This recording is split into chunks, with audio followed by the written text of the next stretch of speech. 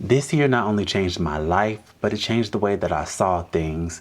And it made me realize that Kenya itself in my transition here was actually a bridge onto the other things that I'm going to do in the future. I didn't see it then, but I definitely can see it now.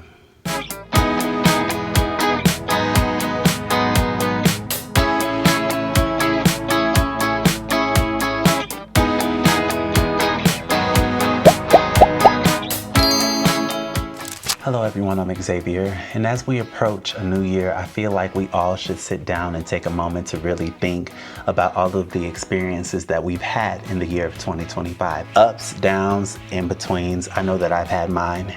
And I just really want to reflect on this channel, this brand new channel, which first of all, I want to say thank you all for everybody for tuning in, tapping in, and supporting me throughout my journey. I know that my journey has been bipolar at times, many mental issues along the way, but we're still here and I'm still persevering and I'm not going anywhere. And I'm so glad that I have a community of people that are just here for me, not any attachment to any negativity, any drama, or any other person. I am pushing myself here, and although being a solo traveler sometimes may feel lonely, and I've experienced that, I know now that all of those experiences help me gain experience that I'm having right now, and I'm able to talk to you guys about it, and I'm so thankful for that. Let me start here. I started my year off in the Philippines, and then I decided that I wanted to get back out and start traveling again. It's just an itch that I had to scratch. I really like being in a new place. I really like the fear of being somewhere new, culture, food, all of the things. I just get really excited, and so it was a part of me, a calling in me, that I had to get out and seize those moments I felt I was missing. FOMO.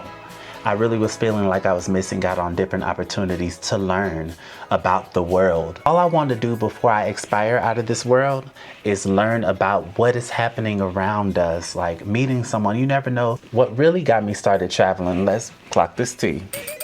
What really got me started traveling was me considering that there might be someone out there for me that is somewhere over, maybe out of this galaxy even. You know, you never know. I was always thinking that love could live in so many strange places, here, there, across the world, over somewhere in the market in Asia.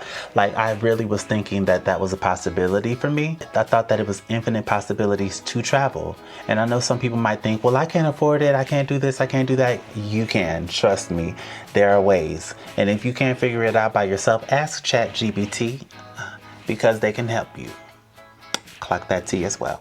I started doing my travel vlogging. That's been something that has been a dream of mine, travel vlogging, because that is how I got introduced to YouTube in the first place at all.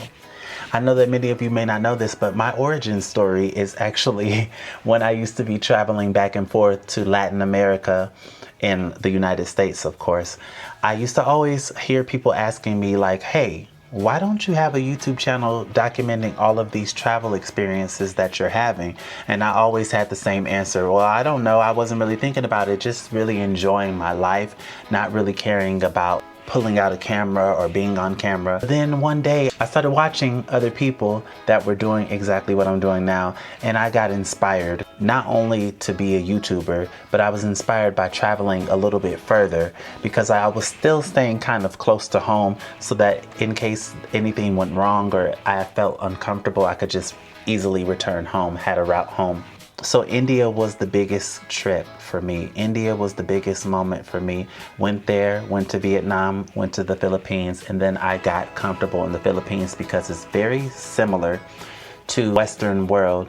So it was easy to get comfortable there. So I turned around and I decided that I wanted to do something differently. And that's when I went to Europe, Turkey, Egypt, and now here. And one thing I can say that Kenya has taught me patience. Kenya has taught me friendship. Kenya has taught me to really go for what you want. Go for what you know too. And also something that Kenya taught me was that I'm going to be respected. I'm here and I have something to offer, whether that's knowledge, whether that's friendship. My existence in the world for the past 37 years, I've realized exactly how much that is worth. And I realized what my worth is and the worth of everything that I have around me. I always was a person that really didn't care about material things, or even sometimes people, places, things. All of those things used to not apply to me. I always felt like, you could just move on. I was just looking for that freaking thing and it's in my window. But that's neither here nor there. Yeah. It was in the window getting some solar power, and I forgot that I did that. This is exactly why Newton says that I'm getting old. Becoming senile, he says. Let it go. By lessons of the year. I know now what I have to offer and what I'm willing to accept, what I'm not willing to accept. It seems like these are lessons that I learned long ago. However, they have been recurring and coming back like a pop quiz. Like, oh, do you remember what you're doing? Do you really know what you're talking about? You remember the answers to that? So yeah, like they've been really popping up a lot more lately. And it's good to reassure yourself that, yeah, you're going on the right path. And yeah, the things that you think in your mind or your intuition, it's good to be aligned with those things instead of running away from them and trusting other people's opinions and allowing people to make choices and decisions for you. This life is too big for that. This life has too many opportunities for that, for us to live through the lens of someone else. I got my own two eyes and I know exactly how to live my life and make choices on my own. I don't need anybody to step into that lane, and I'm so independent and I'm so proud of being independent. I don't want to make this video too long, so I'm going to say this. Thank you all from the bottom of my heart. I am so appreciative when I see that people are commenting on my videos, when I see my videos getting the views that they're getting, and even finally breaking away from the previous places that I've been. I'm so glad that some people have still been rocking with me, and I'm so glad that some people out there have found an appreciation for the work that I put out, my life that I share with you all.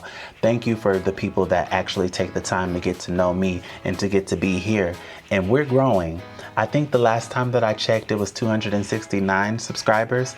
Thank you guys so much to the 269 people who decided to give me a chance. Even if you're one of the people that don't leave a comment, or you're one of the people that are not very vocal, I still appreciate you. And even if you haven't found me yet, or you're somebody from the past and you're still thinking of me from afar, thank you for that as well. I don't want to keep you guys on here long. This is supposed to be a short video. I just want to say Happy New Year. I'm looking forward to everything that I'm getting ready to do. Literally have some stuff in the works right now. And I can't wait to share it with you guys one step at a time. Y'all see the new me? I've learned to finally do like that right there. You don't have to explain everything. I can just let you guys find out and be surprised on YouTube. So get ready for the surprises of this new year. Enough said. I'ma call y'all back. Now hold up, wait. Why would you not hit that subscribe button? Don't go another day without Zay. Subscribe to my channel today.